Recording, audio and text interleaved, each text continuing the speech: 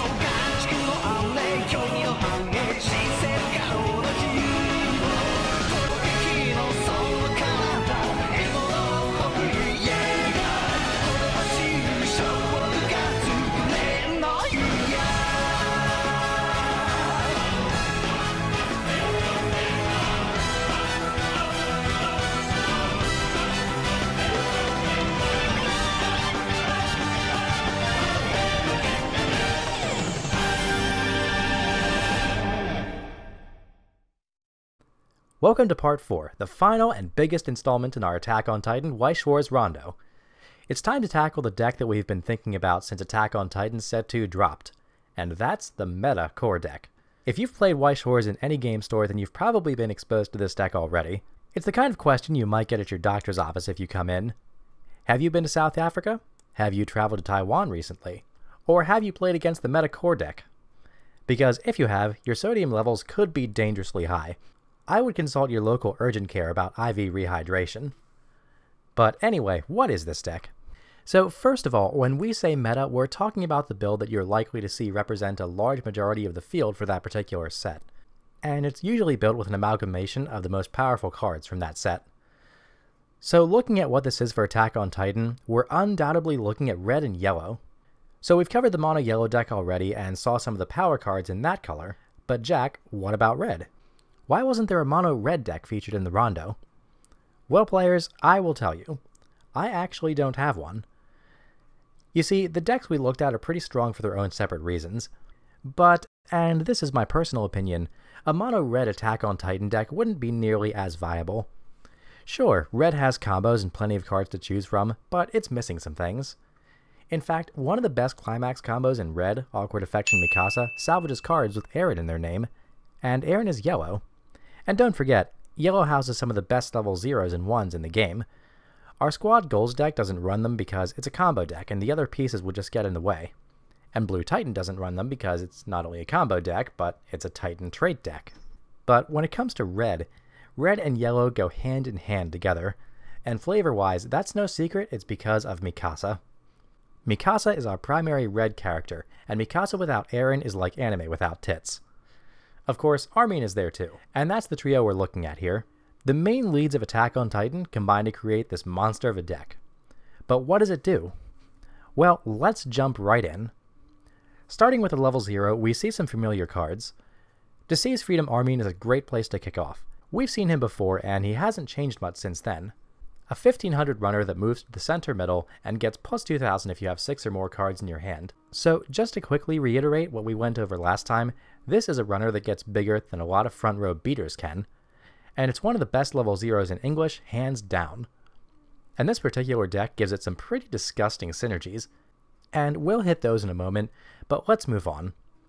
So if we're going to have a look at this level 0, the most logical place to go next is this deck's second runner, and it's red. Paving a way for the future Mikasa is smaller, but a little more mobile than Armin. It's a 2500 base mill runner.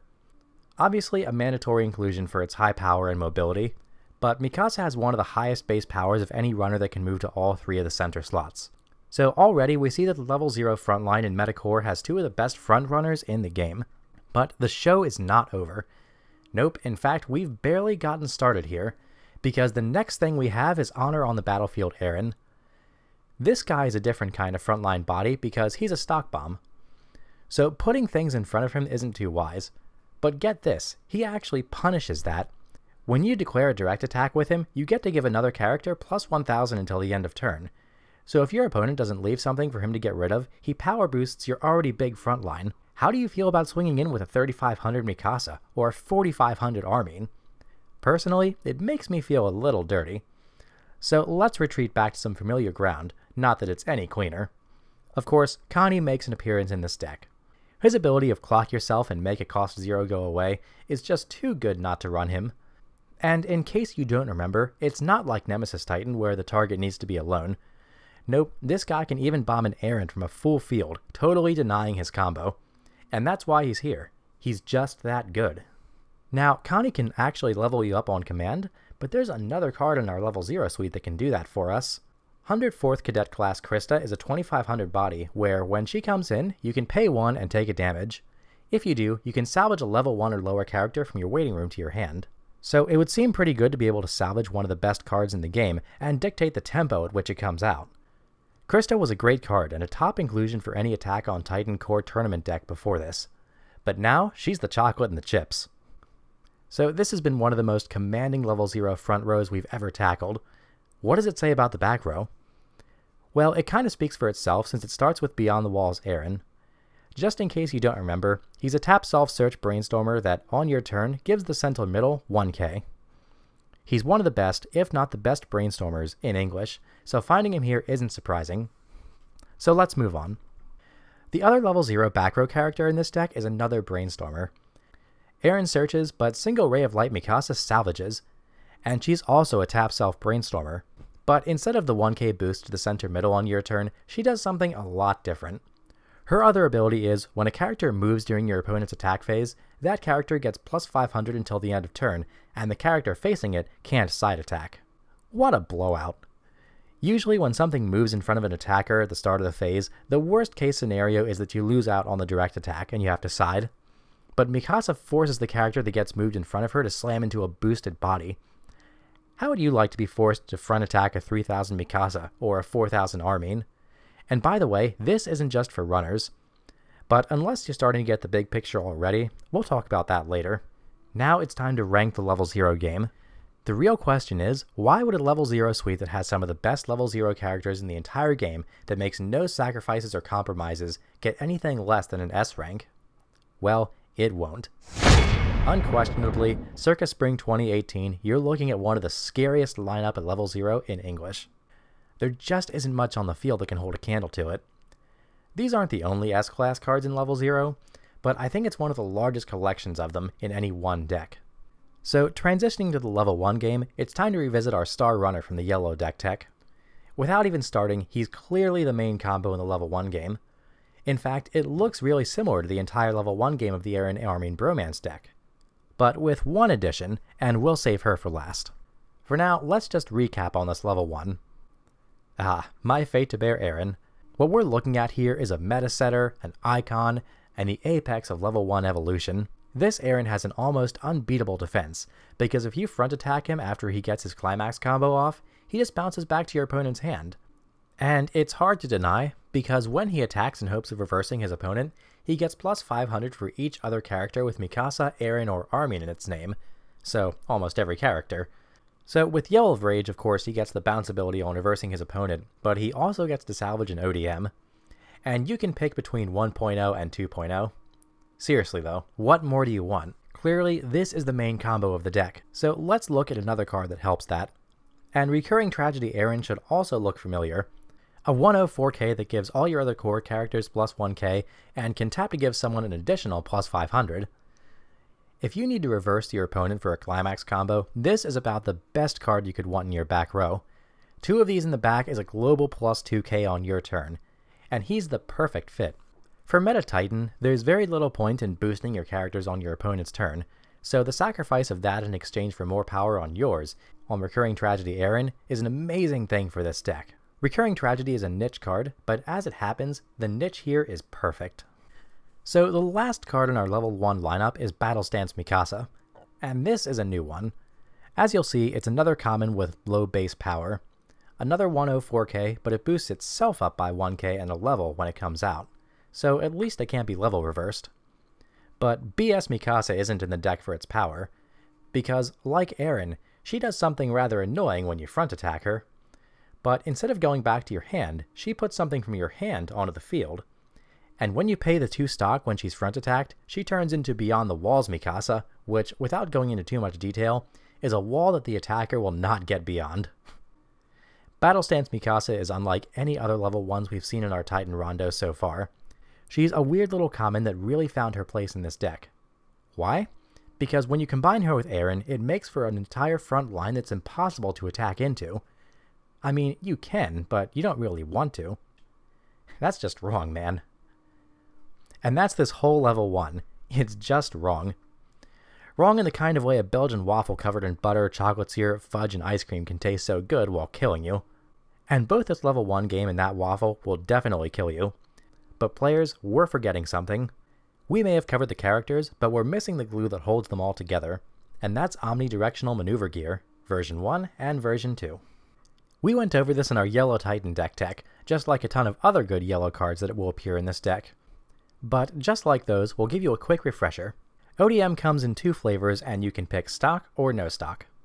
If you pick no stock, you get to play it as a backup to remove your character in battle to another open position of your stage.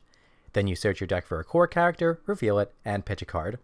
And if you go with the stock option, you play it as a backup to return a character in battle to your hand, then salvage a core character and pitch a card. So instead of backing up a character for power, you just take them away from the fight. And something to reiterate here is that minus the character in battle part, you can play these events on your turn and still perform the tutor and salvage actions. They're just ridiculous. Backup tutors on sticks. They search and salvage your whole deck, and they 100% save a character from going to the waiting room. And they single-handedly turn off any reverse combos or clock kicks that your opponent might throw at you. They have endless utility and lines of play, and each one is more disgusting than the last. And remember, Eren salvages them for you. If we say any more about them or start giving examples, we'll risk going into a whole other video. So let's rank the level 1 game, since now that we've covered ODMs, it's finally over. And what else would it be? This is a lineup no one would want to face in their worst nightmares. What you're looking at, players, is the S-ranked level 1 game. So now we get to dive into the level 2 game. We've got 3 cards here, 1 backup, 2 Armines, and 2 Mikasas. So let's go in ascending order. To Seize Freedom Gene is one we've seen before. He's a standard pitch 2 anti-change 2500 backup. There are many like it, but this one is Titan's. A standard card in a standard inclusion. Not much else to say. But Armin is different. He's a 2-1 with 2 abilities. First, if you tap him on the field, he gives a character plus 2500 and the ability that it can't be chosen by your opponent's effects. And second, if he's rested during your Encore phase, you can put him into your waiting room and then put Resisting Fate Armin from your hand in his place. So for free, without discarding any cards or paying stock, he changes into a level 3 back row. Activating the ability to tap him doesn't even cost anything. This card reads, pay 1, discard a card to give a character plus 2500 in Troll Shroud, and then during your Encore phase, put Resisting Fate Armin on the field for free. Let's just leave that there and move on. And move on we will to Beyond the Walls Mikasa. She's the change target for Battle Stance Mikasa, and she says, see me? This is what happens when you attack this deck. A 2-2 with 2 soul and 8000 power with a 500 boost for each other core character is what happens. She has a climax combo with the World the Girl Saw, but the meta deck doesn't run it. Because Beyond the Walls Mikasa is more like a nuclear missile than conventional warfare. She's there mostly for threat, and isn't your immediate go-to option because of the heavy cost. But as they say, all options are on the table. So this is our level 2, a backup that gets rid of early plays, a level 2 that changes into a level 3, and a level 2 that comes out at level 1. Most of it is aggressively costed, and the stuff that isn't is hyper-aggressive.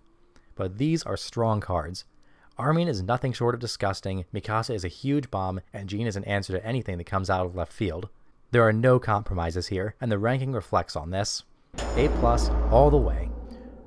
So remember in our yellow deck tech that we went from playing the best level 1 into an underwhelming level 3? Well, nothing could be further from the truth here. You'll see that Armin is still here, which being that we have his changer in the deck is no surprise, so let's just start there. A level 3 back row that can't be chosen by your opponent's effects and gives that same effect and plus 2000 power to whatever's in front of him. And when he comes into play, you can top check X and add any card where X is core characters. All in all, Armin is a wonderful back row, and his main function is to give you reverse combos power, and of course digging for those combos. And when we talk about reverse combos, there's one at level 3. But instead of moving right into that, since that's our main finisher, let's quickly cover Krista over here. Krista is an interesting one. She only has 2 abilities, and they both trigger when she comes in. When she's played, reveal the top card of your deck. If it's a level 0 character, put it into your stock, and then you can pitch a card and heal to stock. So right away we have a level 3 that's potentially free, top decks for you, and heals around heal tax. But she has no finishing power at all. But that's not what she's for. She's a semi-free healer that can top check and help you stabilize, and that's what she's supposed to do. There's not much else to say about Krista. You won't play her every game, but just like Mikasa, the option is a good one to have available. And speaking of Mikasa, here is your finisher. To Seize Freedom Mikasa is a 9500 base that gets plus 2000 and draws you a card when she comes into play. And then for your finishing game, she has a climax combo with Thank You, a double 2k1. When she attacks with it, you burn for 1. And then, when she reverses her opponent, you can pay 2 and burn an additional 1. So it's funny. We're almost reminded of Kaleidoscope from Prisma Ilia when we look at all these burns. And it's instinct to say that it's not as much damage. But here's the thing, players. Instead of last shot where at max we have 6 attacks, with Mikasa we actually have a max of 9. No, we're not hitting for large numbers, but we don't need to. The point is, with so much burn, there's only so much damage that even the best compressed deck can face. What we're looking at is an anti-compression finisher. Instead of hoping to hit big numbers and stick 1 or 2 attacks, we burn so many times that something has to stick, and it's pinpoint. You don't have to drastically overcommit to finish an opponent who's at 3-6 on your 3rd attack. But there's also a lot of burn instances, so the kill range is high. Without question, this is an amazing and powerful finisher, and it's terrifying because good compression might not be enough to save you from this. Mikasa is definitely one of the best level 3s in English at the moment. She's a little expensive, but you don't need to do anything crazy like discard climaxes or brainstorm to restand. She's an amazing capstone to an amazing deck. And we'll talk about how amazing this deck is, but first, and purely for housekeeping reasons, we need to give this level 3 an S rank. So Metacore ends up leaving us in awe and disgusted at about every level. The really cool thing about it is that it's not just the hyper expensive rares that are printed with busted written across the faces in large letters, it's also commons and uncommons, and even sleepers from set 1. All of it ends up complementing each other like tea and cookies, and that's the beauty of set 2 AOT. Like we've said before, but in our final deck tech for the Attack on Titan Rondo, we need to mention again that set 2 was amazing for just about any deck you wanted to build. Instead of replacing 1 for 1, it complemented, built, and improved, while also giving us new choices. It's not a huge shock that Bushiroad poured so much love into AOT. After all, on the English market, it's a huge moneymaker for them, and one of the sets that draws a large number of people into the game. But often enough, endeavors like this one fall apart at the corporate level, due to profit motive over design and an unwillingness to listen to the player base. So, huge props to Bushi for, in my eyes at least, nailing this one, maybe if not a little too hard. We've gone over this deck to death in terms of its core complements, no pun intended, but how does it play? Well, starting at level 0, the name of the game is I don't lose cards, and you do. You open with some of the most outrageous runners and brainstormers ever printed, and Aaron and Connie will get rid of any ways your opponent could possibly generate advantage, smooth sailing until you hit level 1 and set up. Now, one of 2 things can happen. You either get the combo off, or you don't. Now, if your opponent has bodies to reverse and you have Yell of Rage, the deck kind of plays itself. But if something goes a little wrong, like you not having YOR in your hand or your opponent's field being empty, Mikasa and ODMs are the way to go. But mainly, time your leveling up and laying down your combo where your opponent can't interact with it. And from there, do it as much as possible. Play ODMs on your turn to put them into the waiting room for Aaron and tutor out your next characters. Really prey on the fact that your deck turns off reversers and you don't need to keep a lot of level 1 bodies in your hand. Ride your advantage into level 2. The only thing that really changes here is that you lay down an Armin and make your opponent's life even tougher. At this point, just make sure you have some pre-Mikasas in your hand with a thank you. Save up your stock and close the game with as many burns as possible. There's not a ton of reason to pay out stock in this deck, so you should have a ton of it.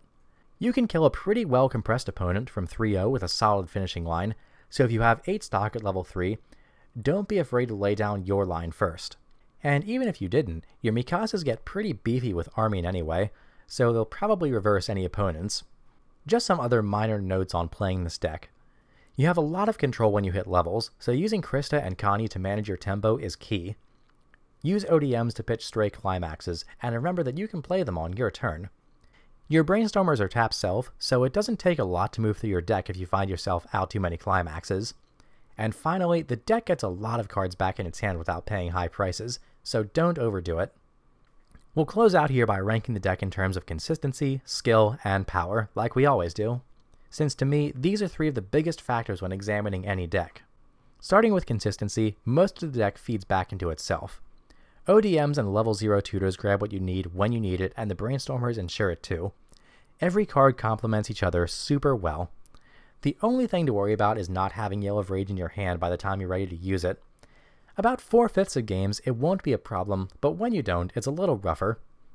Mikasas, ODMs, and level 2 changes will still make the deck a formidable foe, but that's really the only point of difficulty. Between Armin and the draw on Mikasa, at level 3 you should combo off just about every game.